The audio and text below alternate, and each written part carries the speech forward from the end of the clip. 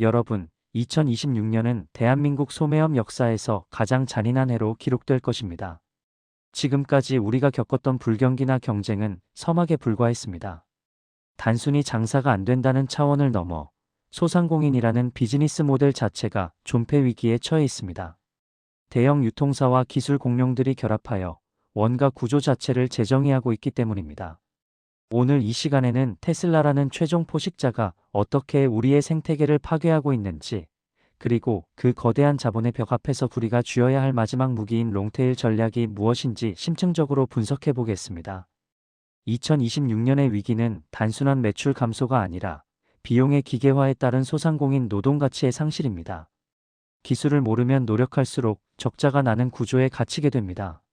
우리 소매업이 겪어온 위협은 총 4단계로 진화해 왔습니다. 1단계가 거대 자본을 앞세운 대형마트의 골목 상권 침공이었다면 2단계는 공간의 제약을 없앤 이커머스의 등장이었습니다. 3단계는 시간의 벽을 허문 퀵커머스였고, 이제 우리는 가장 치명적인 4단계, 즉 피지컬 AI와 인프라 독점의 시기에 들어섰습니다. 각 단계는 앞선 단계의 위협을 흡수하며 점점 더 정교하게 소상공인의 목을 죄어오고 있습니다. 진화의 최종 단계인 테슬라는 단순한 차량 제조사가 아닙니다. 물류와 노동이라는 소매업의 두 기둥을 디지털화하여 통제하는 플랫폼 포식자입니다. 대한민국 소매업의 비극은 대형마트의 등장과 함께 시작되었습니다. 1단계 위협인 대형마트는 규모의 경제라는 허울 좋은 이름 뒤에서 소상공인을 말려 죽이는 파괴적인 전술을 썼습니다. 기억하십니까?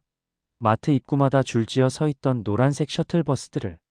대형마트는 막강한 자본력으로 셔틀버스를 운행하며 동네 구석구석의 손님들을 직접 실어 날랐습니다. 뿐만 아닙니다. 반값 할인은 기본이었고, 우리보다 더 싼 곳이 있으면 차액을 보상하거나 아예 무료로 드린다는 식의 무차별적인 저가 공세를 퍼부었습니다. 이것은 공정한 경쟁이 아니라 자본에 의한 학살이었습니다. 결국 전국의 재래시장과 골목 상권이 초토화되자 참다 못한 정부가 셔틀버스 운행 금지, 의무 휴업, 영업시간 제한이라는 강력한 규제를 들고 나온 것입니다. 하지만 안타깝게도 이미 소비 패턴은 대형 플랫폼 위주로 완전히 재편된 후였습니다. 대형마트는 초창기 셔틀버스와 최저가 보상제라는 약탈적 마케팅으로 소상공인의 집객력을 원천 차단했습니다. 정부의 규제가 뒤늦게 시작되었을 때 이미 소상공인의 제조 마진은 대형마트의 PB 상품에 잠식당했고, 자본력이 곧 생존력이라는 잔인한 공식이 완성되었습니다. 2단계 위협은 공간의 제약을 완전히 지워버린 이커머스의 역습입니다. 예전에는 대형 유통업체들도 결국 오프라인 매장에서 물건을 파는 것이 기본이었습니다. 하지만 쿠팡 같은 거대 공룡들이 등장하며 판도가 뒤집혔습니다. 이들은 온라인 시장을 완전히 장악한 것도 모자라 이제는 새벽 배송이라는 칼을 꺼내 들었습니다. 밤늦게 주문해도 눈 뜨면 문 앞에 와 있는 이 시스템은 소상공인들의 마지막 보루였던 슬세권 슬리퍼 생활권과 집 앞 상권의 개념을 완전히 무력화했습니다. 사장님들이 잠든 시간에도 거대 자본의 물류센터는 24시간 쉴 새 없이 돌아가며 사장님들의 고객을 뺏어갔습니다. 수많은 소상공인이 견디다 못해 폐업하고 포기한 지금에 와서야 비로소 정부가 규제를 논의한다고 합니다. 하지만 이미 문 앞 배송에 길들여진 소비자의 습관을 되돌리기엔 너무 늦은 감이 있습니다. 물류와 IT 혁신은 소비자의 구매 표준을 편리함으로 고정시켰습니다. 쿠팡이 만든 새벽 배송은 단순한 서비스가 아니라 소매업의 물리적 공간을 소멸시킨 사건입니다. 뒤늦은 규제보다 더 무서운 것은 기술로 무장한 플랫폼이 고객의 구매 데이터를 독점하며 사장님들을 대체 가능한 노동자로 만들고 있다는 사실입니다.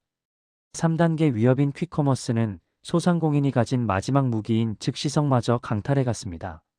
이제 소비자는 편의점이나 동네 마트에 가는 시간보다 더 빠른 1530분 배송 시스템에 길들여졌습니다. 하지만 이 시스템 이면에는 사장님들을 벼랑 끝으로 모는 플랫폼의 횡포가 있습니다. 배민이나 쿠팡이츠 같은 거대 플랫폼들은 판매자에게 과도한 수수료를 부담시키고 있습니다. 사장님이 이 수수료를 감당하기 위해 판매 가격을 조금이라도 높이려 하면 플랫폼은 최저가를 맞추라며 압박을 가합니다. 가격을 올리면 대형마트의 저가 공세에 밀려 노출이 안 되고, 플랫폼의 요구대로 동일한 가격을 유지하자니 팔수록 적자가 나는 구조입니다. 결국 사장님들은 비싼 수수료를 내면서 가격 결정권까지 뺏긴 채 플랫폼의 단순 공급자로 전락하고 있습니다. 퀵커머스 플랫폼은 고액 수수료를 부과하면서 동시에 최저가 보장을 강요해 소상공인의 수익 구조를 원천적으로 파괴하고 있습니다. 이러한 수직적 가격 통제는 자영업자의 생존권을 박탈하는 행위이며 기술 자본이 없는 개인이 플랫폼에 종속될 수밖에 없는 비용의 감옥을 만들고 있습니다.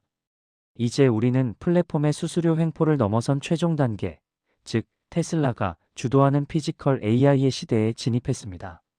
이것은 단순히 배달이 조금 더 빨라지는 수준이 아닙니다. 물류비와 인건비라는 소매업의 핵심 원가 자체를 기계로 통째로 갈아치우는 단계입니다. 지금까지 사장님들은 몸으로 뛰고 시간을 갈아 넣으며 비용을 아껴오셨을 겁니다.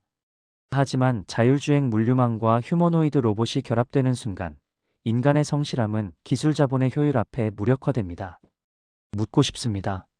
사장님은 지금 이 거대한 변화에 맞설 방어책이나 구체적인 계획이 있으십니까? 단순히 열심히 하는 것만으로는 도저히 넘을 수 없는 27조 원 규모의 기술 성벽이 이미 사장님의 매장을 에워싸고 있습니다. 피지컬 AI는 소매업의 핵심 고정비를 기계로 대체하여 노동의 가치를 체계적으로 약화시킵니다. 기술과 자본을 소유한 거대 포식자가 모든 마진을 독점하는 구조에서 사장님이 육체 노동으로 대응하던 기존의 생존 전략은 더 이상 유효하지 않습니다. 테슬라가 발표한 사이버캡은 단순한 무인 택시가 아닙니다. 킬로미터당 운송 단가를 약 2,600원 수준으로 낮추는 물류혁명의 시작입니다.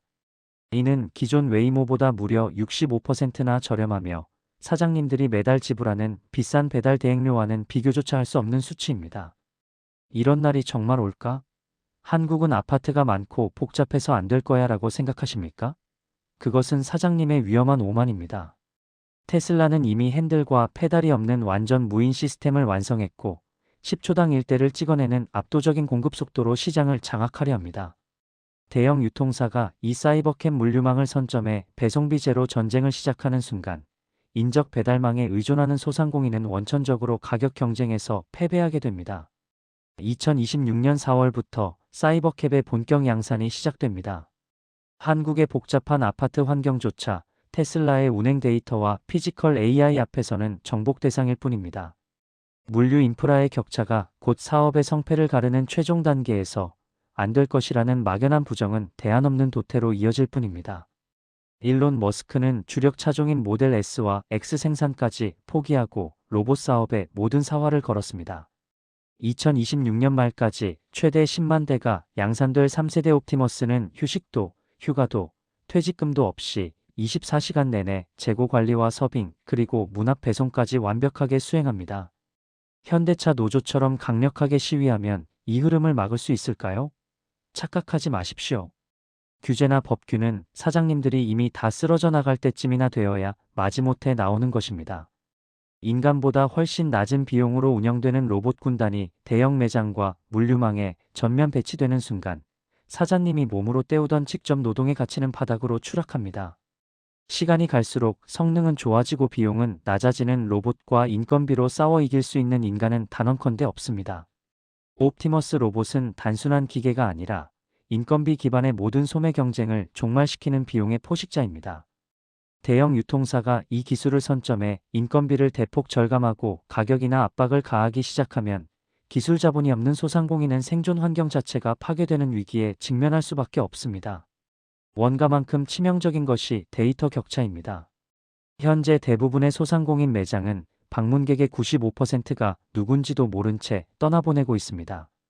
하지만 대형 유통사는 식별 기술을 통해 로그인하지 않은 고객까지 파악하고 실시간으로 마케팅을 퍼붓습니다. 이 격차로 인해 대기업은 마케팅 도달 범위를 6배까지 확장하는 동안 소상공인은 눈앞의 고객을 놓치는 막대한 기회비용을 지불하고 있습니다. 데이터는 21세기의 원유입니다. 고객을 식별하지 못하는 매장은 원유 없이 달리는 자동차처럼 결국 멈출 수밖에 없습니다. 두 번째 전략은 롱테일 혁명입니다. 거대 자본과 로봇은 100만 명에게 똑같은 물건을 파는데 특화되어 있지만 단 한 명의 깊은 취향을 맞추는 데는 한계가 있습니다. 대량 생산이 어려운 맞춤형 상품, 지역 특성과 사장님만의 철학이 담긴 초개인화 서비스를 제공하십시오. 테슬라가 침범할 수 없는 작지만 깊은 시장이 우리의 살 길입니다. 규모의 경제에 맞서는 유일한 방법은 관계의 깊이입니다. 롱테일 전략은 대형 포식자가 관심 두지 않는 틈새에서 수익을 창출하는 법입니다. 세 번째는 데이터 자산화입니다. 단순히 장부를 적는 수준을 넘어 고객의 니즈와 관심사를 체계적으로 분석하는 시스템을 갖춰야 합니다. AI 챗봇 등을 활용해 비대면 상황에서도 고객의 목소리를 듣고 이를 선제적 마케팅에 반영하십시오. 수집된 데이터가 쌓일수록 마케팅 효율성은 증대되고 사장님만의 강력한 자본이 됩니다. 데이터를 소유한 자가 미래를 소유합니다. 사장님의 노하우를 데이터로 디지털화하는 작업이 곧 매장의 가치를 결정할 것입니다. 네 번째는 인간만이 할 수 있는 신뢰와 공감의 극대화입니다.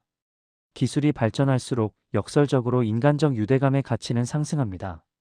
소비자의 70%는 기술을 불신하며 54%는 인간이 AI보다 나은 서비스를 제공한다고 믿습니다. 로봇이 줄 수 없는 따뜻한 환대와 전문적인 상담을 핵심 경쟁력으로 삼아 브랜드 충성도를 구축해야 합니다. 기술은 효율을 주지만 신뢰는 인간이 줍니다. 위대한 불신의 시대에 사장님의 얼굴은 그 어떤 로고보다 강력한 신뢰의 징표입니다. 이제 단순한 제품 판매 마진에 의존하는 모델은 버려야 합니다. 사장님의 전문성을 상품화하여 유료 멤버십이나 큐레이션, 컨설팅 같은 고부가가치 서비스 라인업을 구축하십시오. 단순히 물건을 파는 장사꾼에서 고객의 라이프 스타일을 설계하는 전문가로 비즈니스 모델을 다변화해야만 테슬라 시권과 경쟁에서 해방될 수 있습니다. 마진 경쟁은 밑바닥으로의 경주입니다. 사장님의 지식을 서비스화하여 가격 결정권을 스스로 쥐는 전략적 전환이 필요합니다. 2026년 유통전쟁의 결론은 명확합니다. 단순 노동은 저비용 AI 에이전트와 자동화 시스템에 맡기고 사장님은 그 도구들을 적재적소에 배치하는 비즈니스 아키텍트로 진화해야 합니다. 확보된 시간을 전략적 사고와 고객관계 구축에 투자하십시오. 넥서스 알파랩은 소상공인이 기술의 노예가 아닌 주인이 되어 지속 가능한 미래를 설계할 수 있도록 끝까지 함께하겠습니다. 혼자 고민하지 마십시오. 기술 격차를 무기로 바꾸는 설계야말로 넥서스 알파랩이 사장님께 드리는 생존의 강력한 무기입니다.